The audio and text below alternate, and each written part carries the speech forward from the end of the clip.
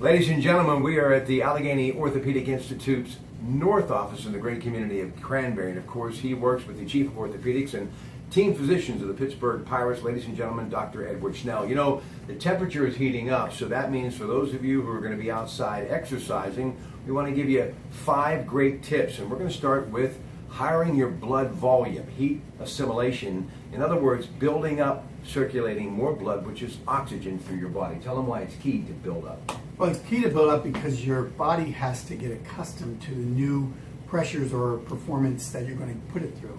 And you have to do that in a manner that's really deliberate, but very, very slow.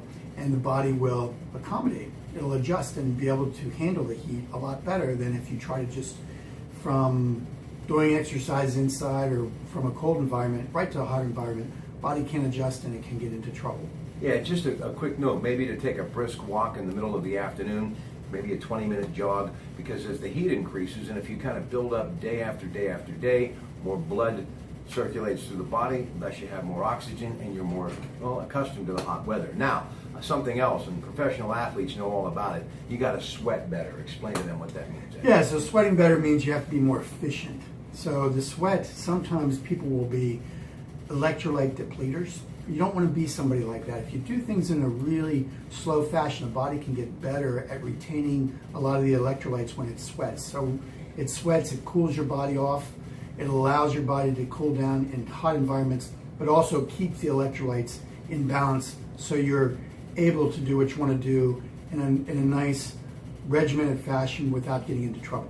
Dr. Edward Schnell from the Allegheny Health Network Orthopedic Institute and team physicians of the Pittsburgh Pirates, along with the Chief of Orthopedics, Patrick DeMayo. Now, here's something else. You may see on television sports drinks. We all love them. I use them. But do not, take all of the sodium out of your body by taking too many of them. So it's key to try to, maintain a healthy lifestyle. Maybe one, and then you work out and you kind of mix in H2O, meaning water, because it's key not to have too much sodium intake if you're going to go out and work out, right? That's correct. So water is a really key environment and really key thing to use in the environment you're in.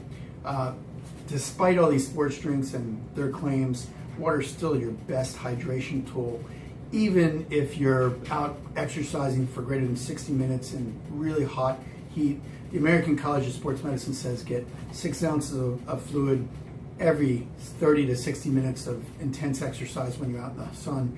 Another thing to think about, the sports drinks sometimes, in order to make them palatable, will put too much sugar in there. So you have to be real careful about which sports drink that you choose, because sometimes there can be too much sugar in there. That can actually be indicated for somebody who's going to have a lot of activity in sun, because it kind of wicks the fluid away from where it should be into your GI system, which is not what we want. Now, on the other hand, if you happen to be a marathoner and someone who really gets out and does it big, a couple of days before that event, as you are aware, I'm sure, and Dr. Schnell will kind of elaborate, it's nice to get the natural salts into your system, correct? Yeah, you get the natural salts in. You also do something called carbohydrate loading. So you load up your body so that all the muscles can be replete and be able to get into that marathon and do things the right way, because you're going to deplete the glycogen stores in your muscles. You want to try to get them up to a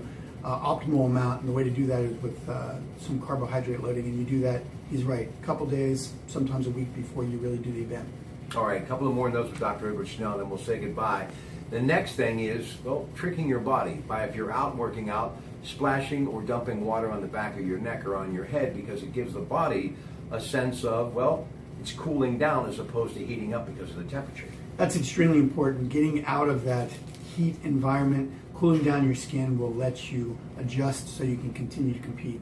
It's not really tricking your body, but it is in a way, because you're doing what the body's trying to do. You're doing it from an exogenous source.